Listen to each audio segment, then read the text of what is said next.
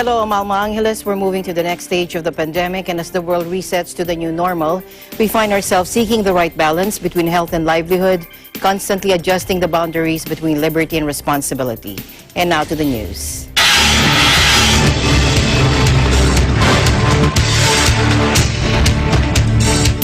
As of 6 p.m. today, more than 420,000 people have successfully registered for the universal... All right.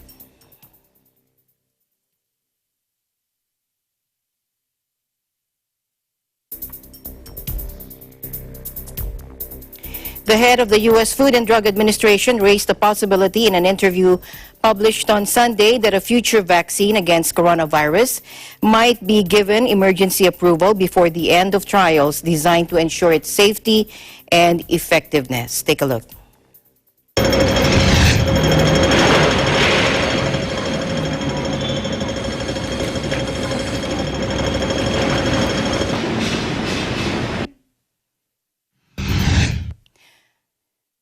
A request for such extraordinary approval would have come from the vaccine developer, Stephen Hahn, told the Financial Times, and if they do not before the end of Phase 3, which involves large-scale human testing, we may find that appropriate, we may find that inappropriate, we will make a determination. But Mr. Hahn insisted he was not acting under pressure from President Donald Trump, who has been pushing hard for a vaccine, saying one might be ready before U.S. elections November 3. Hahn said this is going to be a science, medicine, data decision, and this is not going to be a political decision. 3 Western drug makers are well along with their Phase 3 clinical trials involving tens of thousands of participants. The 3 are AstraZeneca, which is partnering with Oxford University in England, Moderna, collaborating with the U.S. National Institutes of Health, and the Pfizer-BioNTech Alliance. Hahn has faced mounting criticism from the medical community that he has given in to political pressure from the Trump administration, largely involving 2 incidents. In March, the FDA gave emergency authorization for the use of hydroxychloroquine to treat COVID-19 after President Trump repeatedly praised its use. The authorization had to be withdrawn in June after serious side effects emerged. More recently, Hahn delivered a far too optimistic appraisal during a news conference with Trump of the effectiveness of convalescent plasma against the virus. He said it could save 35 out of 100 patients. The more unlikely or the more likely number, experts said, is 5 in 100.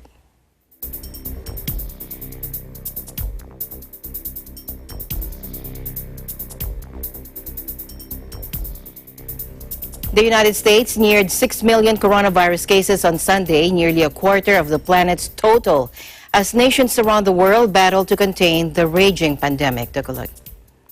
The global coronavirus infections soared past 25 million as countries tightened restrictions to halt the health crisis that has upended life for most of humanity. 1 million additional cases have been detected globally, roughly every 4 days since mid-July, according to a tally of Johns Hopkins, with India on Sunday setting the record for the highest single-day rise in cases with 78,761. The world's hardest-hit country, the U.S., had recorded 5.99 million cases of infection as of 12:30 GMT Monday, according to Johns Hopkins University's tracker, and the death toll is just over 183,000. And as of 6 p.m. today, more than 420,000 people have successfully registered for the Universal Community Testing Program that will begin on September 1. That is according to the Hong Kong government. Since the online booking system commenced operation yesterday, 80 community testing centers have been fully booked for the testing service on September 1, accounting for more than half of the 141 community testing centers set for operating the program.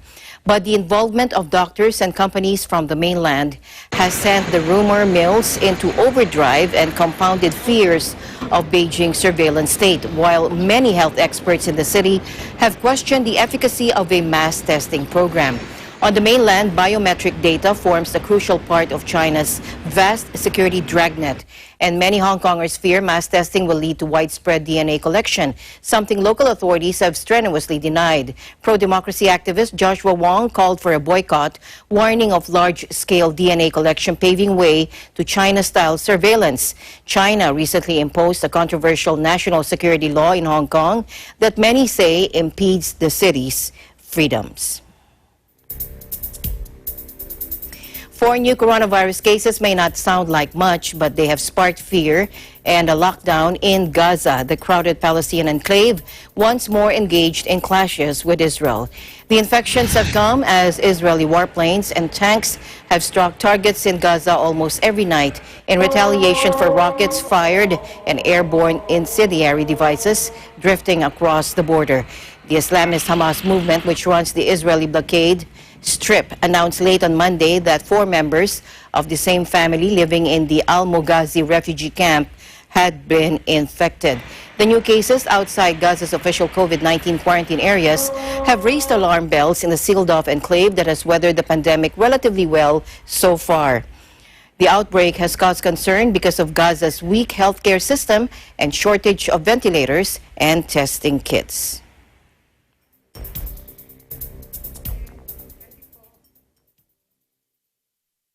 Australia reported fewer than 100 new coronavirus cases on Monday, the lowest number in 2 months, as authorities appeared to bring an outbreak in the country's second-largest city under control.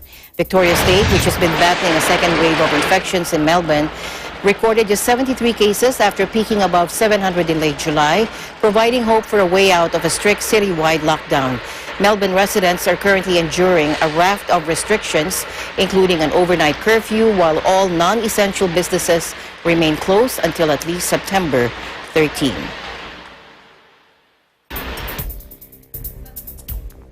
Now, lockdown has been lifted in Auckland, New Zealand, and schools allowed to reopen. Auckland lockdown began on August 12 after 4 cases were detected in the city of 1.5 million, ending 102 days free of community transmission when it appeared New Zealand had beaten the virus. The cluster of infections has since grown to 141, with 4 new cases of community transmission reported on Monday, making it the largest recorded in New Zealand. Now, the origin of the outbreak has not been found, and the Prime Minister said it was inevitable there would be more cases linked to the cluster. Take a look. The latest information, it is highly likely we will see more cases through that proactive testing, which includes contacts of contacts. So a very wide sweep is taking place there. It was them. And so for Auckland, I want to say thank you for all of your efforts to date, but also keep going. You can see from this map, which depicts where we have had cases in Auckland, that there is no corner that is being untouched by this cluster. That's why the rules are for everyone, and we need everyone to stick to them, no matter where in Auckland you are. So a quick reminder of what changes at midnight tonight. For New Zealand as a whole, you remain at level 2. For Auckland, you are at a form of level 2 that I am going to call level 2.5.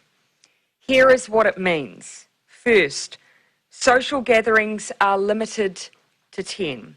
That means everything, birthdays, social gatherings, family gatherings, even friends or neighbours. No gathering can be larger than 10. From tomorrow, masks will be mandatory on all public transport for anyone 12 years and older across the country while we have level 2 restrictions in place. A bus ride was the source of cases in this cluster and is one of the few settings where people are in close proximity for a sustained period of time with people they do not know. And on masks generally, please wear them, Auckland. If you go to a shop, wear a mask. If you go to a mall, wear a mask. Basically, when you step out of your home, we are asking you if you can please wear a mask. India recorded 78,512 new infections, slightly fewer than on Sunday when it broke the global record for highest rise in cases in 24 hours. Now, yesterday, India set a coronavirus record, reporting 78,761 new infections in 24 hours. The world's highest single-day rise, even as the country continues to open up the economy. In his regular monthly radio address, Prime Minister Narendra Modi does not comment on the milestone, but had called on Indians to observe health safety measures. Venezuela will start using volunteers to test a vaccine Russia said it has developed, although international scientists are saying that the drug hasn't passed all the required tests. Venezuela's Health Minister Carlos Alvarado announced that the country is willing to produce the Russian vaccine against COVID-19, which has been met with skepticism by the international community, and adds that the selection of candidates for the testing phase is about to begin. COVID-19 related restrictions are implemented in coffee shop chains and eateries in Seoul after new clusters emerged in South Korea, where previous outbreaks had been largely brought under control. Take a look.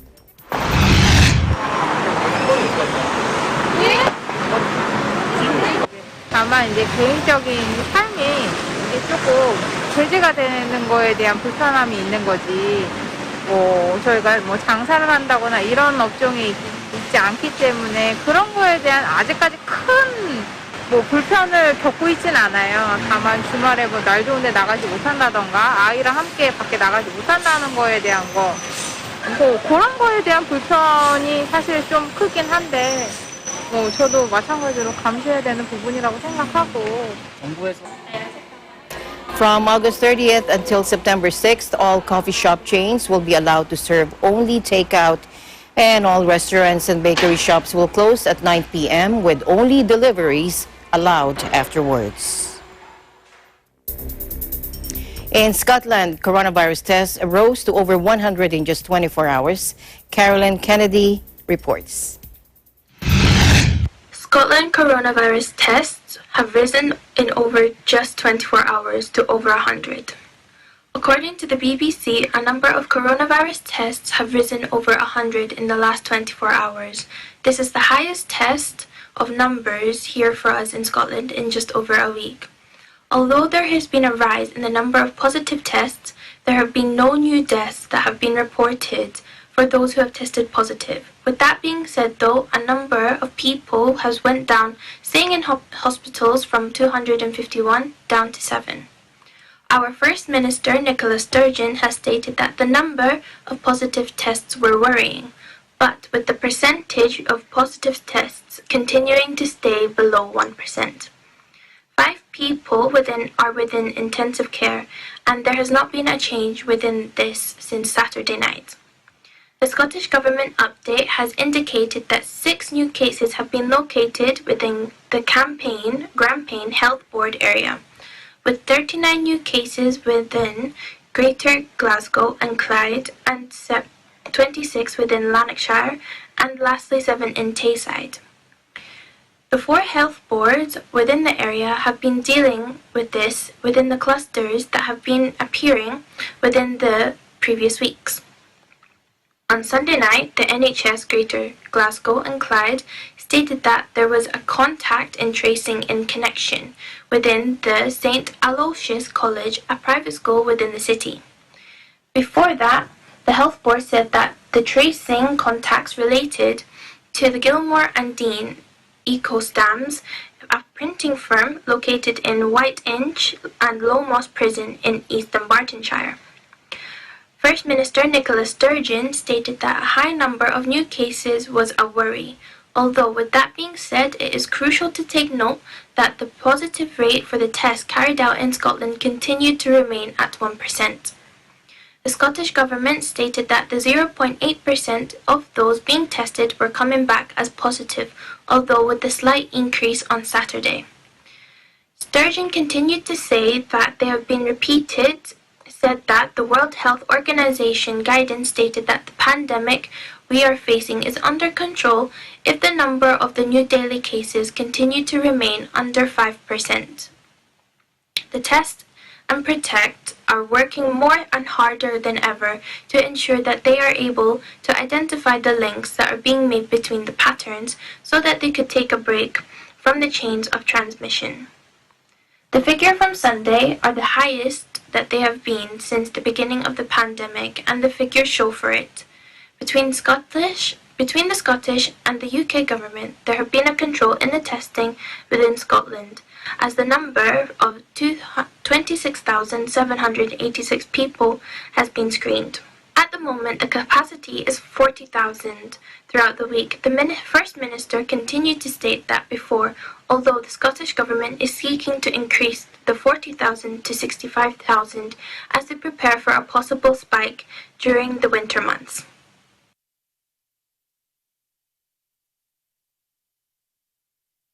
Thank you, Caroline. Eagle News, we'll be right back. Thank you. You want to earn a degree while you work? New Era University now offers Expanded Tertiary Education Equivalency and Accreditation Program, or ETIAP. ETIAP is an educational scheme that recognizes knowledge, skills, and prior learning obtained by individuals from non-formal and informal education experiences.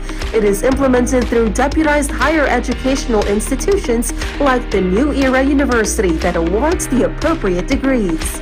Programs offered are the following: Master's Program, Masters of Arts in Education, major in Educational Management, Master's Program in Business Administration, Bachelor of Arts in Science, major in Political Science, Bachelor of Arts in Science, major in Mass Communication, Bachelor of Science in Education, major in Filipino, major in English, Bachelor of Science in Business Administration with majors in Human Resources Development, Marketing Management, and Financial Management. Beneficiaries must be Filipinos who have attained at least high school level of education. The program is flexible and you don't need to attend regular classes. Expanded Tertiary Education Equivalency and Accreditation Program, or ETIAP, is under the supervision of Dr. Nilo L. Rosas, the University President, and Professor Anita P. Santos, Director of ETIAP. For more information, contact the following: Cristina Moreno, 0995-138-0786, or email cvmoreno@neu.edu.ph, or Arlene Sarmiento, 0906-298-9150, or email cedctl@neu.edu.ph. What are you waiting for? Let New Era University be your partner in achieving your dreams.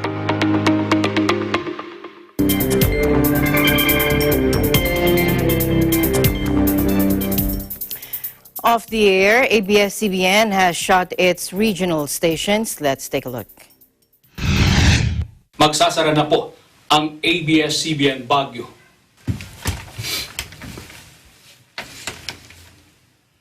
Naging aktibo rin sa paghatid ng iba't ibang serbisyo publiko ang ABS-CBN Baguio. Ang kwento ng malasakit sa pagpapatrol ni Myra Wallis. Sakit eh. You do your job responsibly. You do your share to change the life of simple people. Then, at the end of the day, mawawalan ka ng platform. Kasi ayaw ko bukas. Malungkot ako, sir, na bakit? Bakit nagkaganito, sir? Bakit nila pinutol yung pangarap ng pamilya? Ang dami namin, sir, eh. Alas 11,000. Mapuputol yung pangarap nila, pamilya nila dahil. Siguro, ang gusto lang naman namin makapag-service sa mga tao, and pinagkaitan pa kami nun. So, ngayon parang hindi ka makapaniwala eh. Talagang hindi mo alam kung ano yung mararamdaman mo, hindi mo alam kung ano yung may isip mo. Minsan parang ayaw mo na lang, ayaw mong gumising, gano'n. Ayaw mo, hindi ka makatulog dahil hindi mo ma-imagine na wala na akong trabaho. ABS-CBN stopped its television and radio broadcast on May 5 after the NTC issued a cease and desist order. Following the expiration of the network's 25-year legislative franchise on May 4, on June 30, the NTC issued another cease and desist order directing the media network to stop operating its digital television transmission using Amcara Broadcasting Corp's Channel 43. Now, the order affected programs aired on ABS-CBN's TV Plus offerings, which include Cinemo, Yay, DZMM Teleradio, Jeepney TV, Asian Novela Channel, and its pay-per-view channel, KBO. U.S. President Donald Trump visited a neighborhood hit by Hurricane Laura in Louisiana after the storm killed at least 14 people.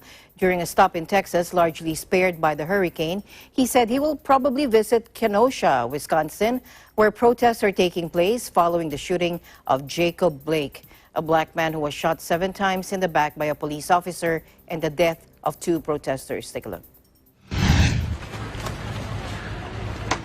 Just a little takeaway. You give it to me. Do you plan to visit Kenosha, Wisconsin as well, another community that's obviously in pain? Probably so. We've had tremendous success. As you know, we were finally able to get the go-ahead from the local authorities to send in the National Guard. We sent in the National Guard, and within a few minutes of the Guard, everybody cleared out, and it became safe. Yeah. Meanwhile, the mayor of Portland, Ted Wheeler, launched a searing attack against President Trump, saying the U.S. president is inciting violence in his city.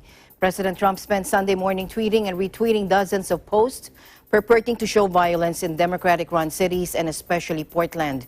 Now, President Trump attacked Mayor Wheeler, a Democrat, for refusing help from the National Guard, which he said could solve these problems in less than 1 hour. Let's listen in.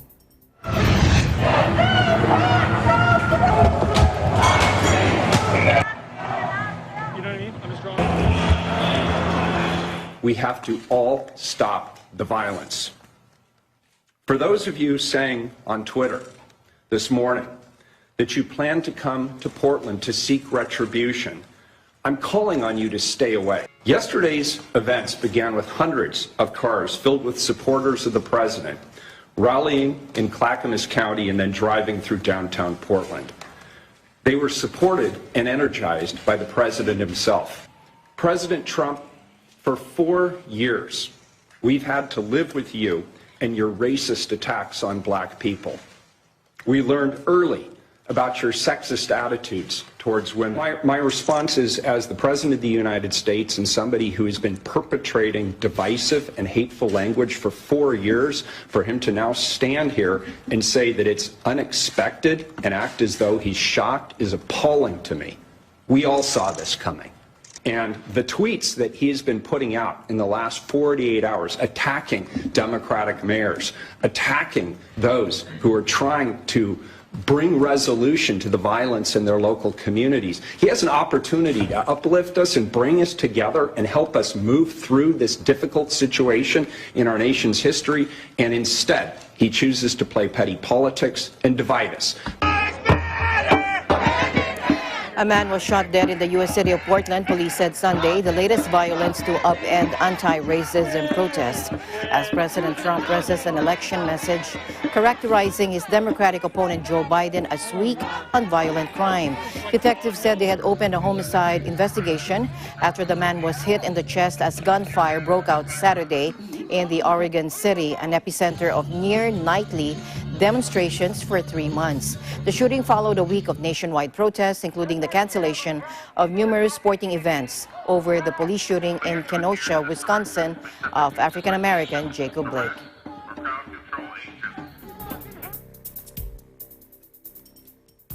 All right, Eagle News, we'll be right back.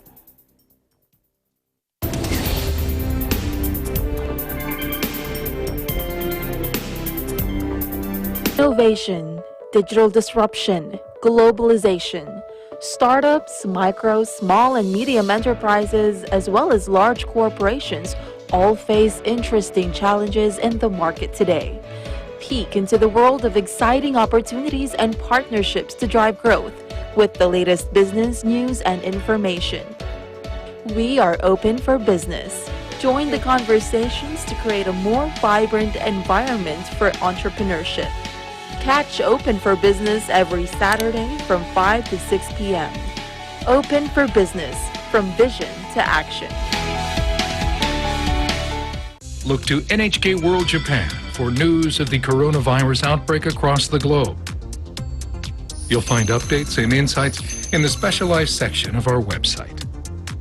Catch up with programs on your schedule through the free video on-demand service. Learn how to stay in shape and maintain your health deliciously. Ready when you are. NHK World Japan. U.S. President Donald Trump praised outgoing Prime Minister Shinzo Abe as Japan's head of government ever. In a late-night tweet, Trump said he had just spoken with the Prime Minister, who is resigning for health reasons. He said Shinzo will soon be recognized as the greatest Prime Minister in the history of Japan, whose relationship with the U.S. is the best it has ever been. Special man, Trump tweeted. Prime Minister Abe announced last week he was ending his record-breaking tenure, kicking off a leadership race in the world's third-largest economy. He also said he was suffering a recurrence of the ulcerative colitis that forced him to cut short a first term in office and that he no longer felt able to continue as Prime Minister.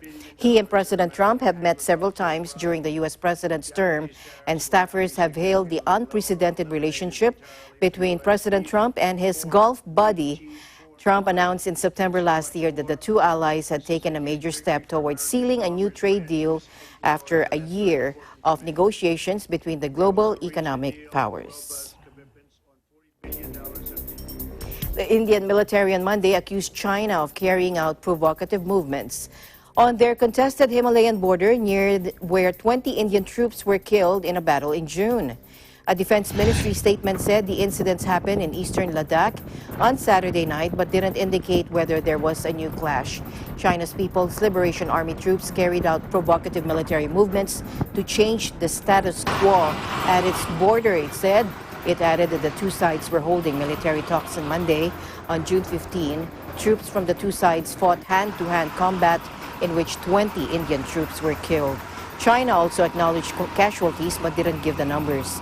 New Delhi and Beijing have blamed each other for the latest frontier tensions between the two sides who fought a border war in 1962 and have been involved in regular showdowns since. The Chinese and Indian militaries have poured tens of thousands of troops into the region since the June fighting, but their military and diplomatic talks on easing tensions are in an apparent stalemate.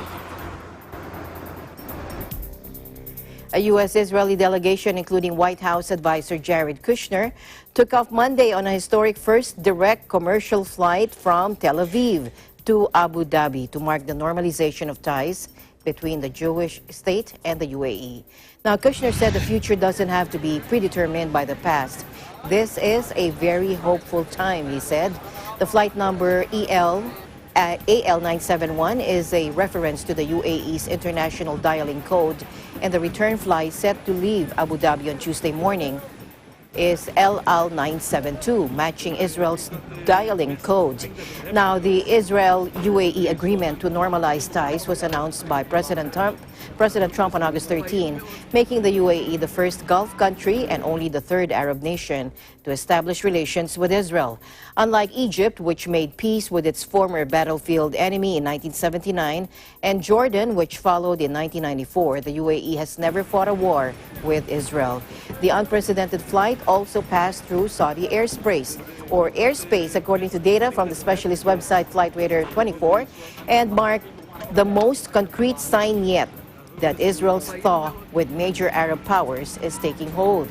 Israeli National Advisor Meir Ben Shabbat, who was also on the flight to the UAE, said, quote, "Our goal is to achieve a joint working plan to advance relations in a very broad range of areas." Tens of thousands of opposition supporters marched through Minsk Sunday, calling for an end to strongman Alexander Lukashenko's rule amid a heavy security presence and despite dozens of arrests. Belarus protests have entered the fourth week since the disputed presidential election on August 9, in which Lukashenko claimed victory.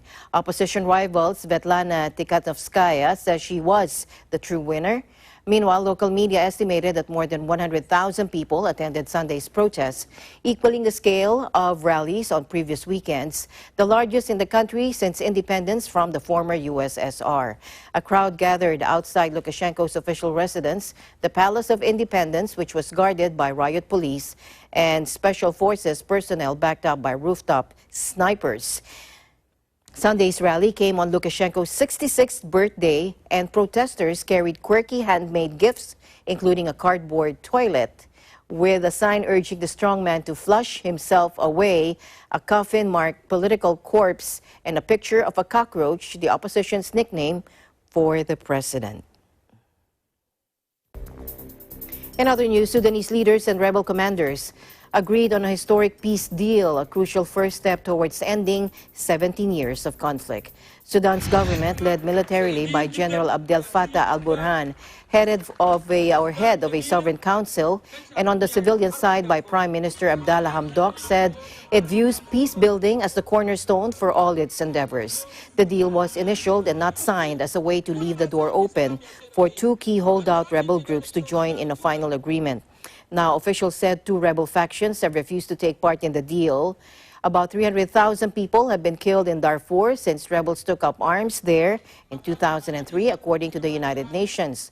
Conflict in South Kordofan and Blue Nile erupted in 2011 in the wake of South Sudan's independence, resuming 2 decades of war. The agreement covers key issues around security, land ownership, transitional justice, power sharing, and the return of people who fled their homes because of fighting. It also provides for the dismantling of rebel forces and the integration of their fighters into the national army. Eagle News will be right back.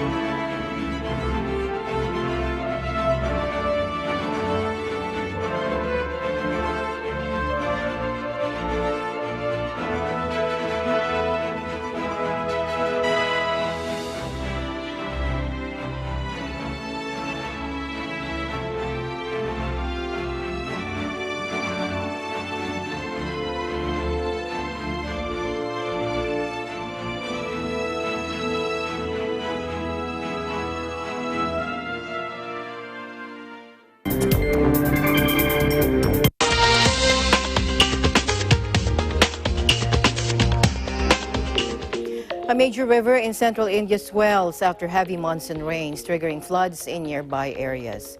An overflowing Narmada ravaged parts of Madhya Pradesh and Gujarat, and then water was released from the Hirakud Dam, and it flooded several districts of Odisha on the weekend. In Madhya Pradesh, at least 8 people were killed in the past 24 hours, and more than 9,000 were moved to relief camps during rescue operations. 454 villages in 12 districts of Madhya Pradesh have been affected by the floods caused by incessant rain since Thursday. The latest fatalities took the rain and flood-related death toll in MP to 129 since the monsoon. 16 people died in flooding in Odisha, meanwhile.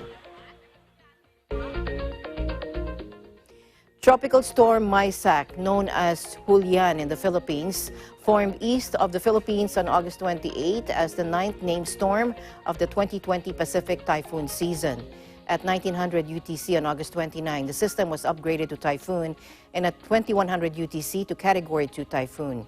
As of 3 UTC, August 31, the center of Typhoon Maysak was about 450 kilometers south of Cadena Air Base in Okinawa. Violent winds of more than 90 kilometers per hour are blowing within 150 kilometers of its center. Maximum gusts of 134 kilometers per hour were recorded in the city of Nanzhou and 120 kilometers per hour in Uruma City. The typhoon is expected to pick up strength. Winds are expected to become strong enough to cause houses to collapse in Okinawa on Tuesday. Winds of 180 kilometers per hour are forecast for the Okinawan region, 90 kilometers per hour for the Amami region. Maximum gusts could reach 252 kilometers per hour in Okinawa, 126 kilometers per hour in Amami. High tides in Okinawa may cause flooding in coastal areas and near the mouth of rivers.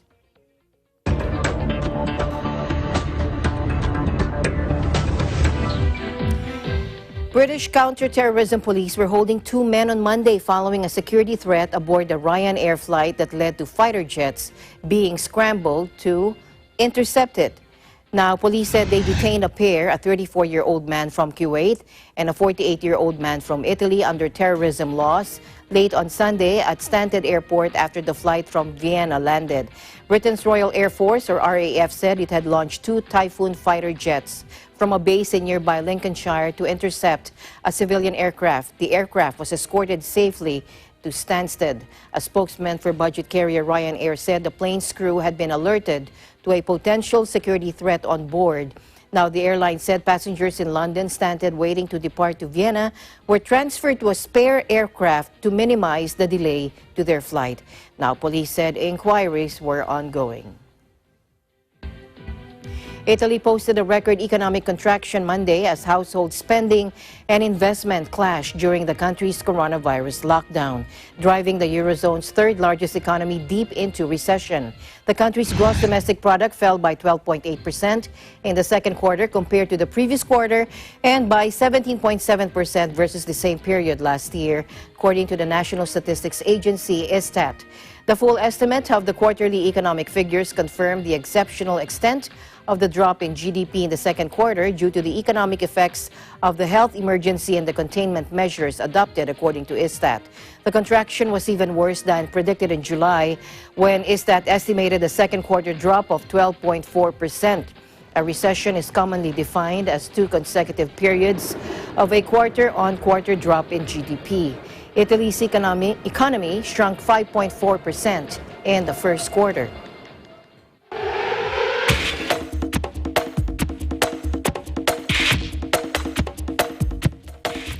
The Olympic flame is on display at the Tokyo's Olympic Museum after the coronavirus pandemic forced organizers to scrap the torch relay and put the games on hold. Take a look.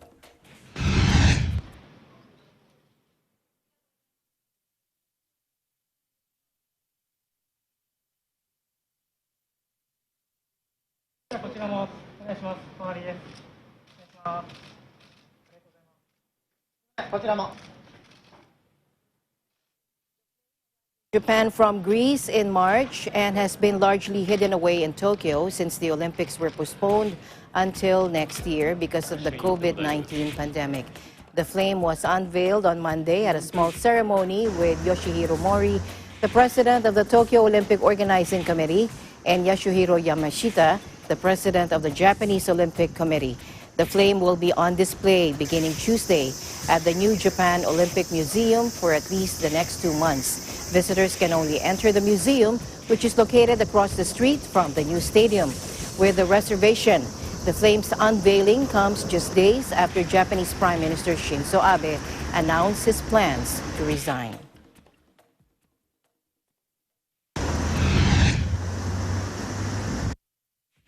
This 来年約1万人の聖火ランナーによって引き継がれて成果式で聖火台に点火され、大会を大成功に、導けるように努力いたしたいと思います。引き続き安全で安心な大会開催に向けて、本日ご出席いただきました皆様方との緊密な連携をさせていただいて、準備を進めてまいりたいと思います。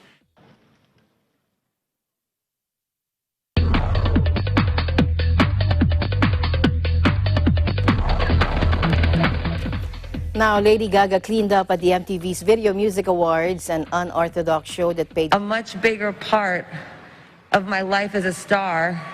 And I started the Born This Way Foundation with my mother, Cynthia. Coming from areas with high rates of COVID-19. The state's Department of Health said those involved with the show were required to quarantine when not working and submit to rigorous testing.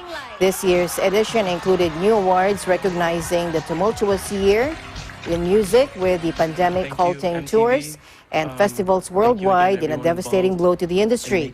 The show also honored healthcare workers with a tribute to doctors and nurses singing and dancing in crowdsourced videos.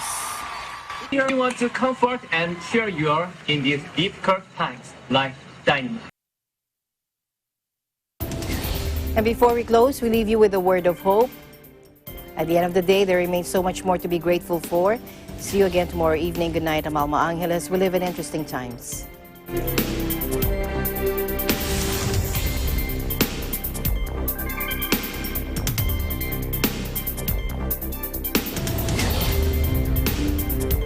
Established 1975, rising in the list of top-performing universities in the country, a pioneer in inclusive education and an institution with a dynamic education in response to societal needs.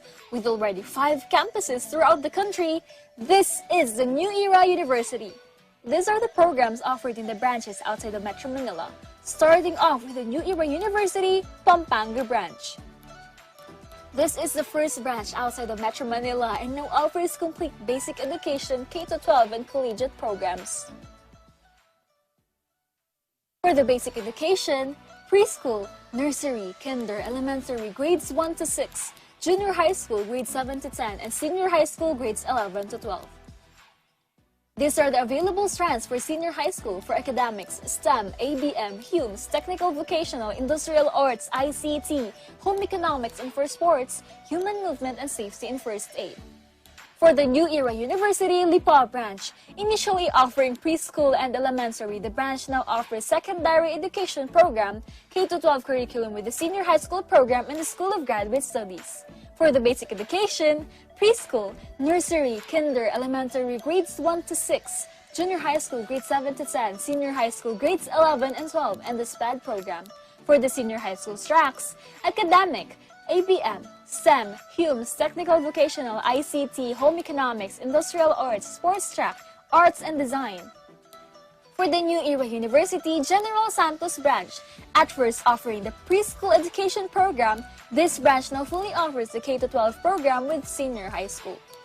For the basic education, preschool, nursery, kinder, elementary, grades 1 to 6, junior high school, grades 7 to 10, senior high school, grades 11 to 12, and the SPAD program. Senior high school tracks and strands available: accountancy, business and management, science, technology, engineering and mathematics, and humanities and social sciences. So what are you waiting for? Enroll now and be a part of the new normal, be a part of New Era University.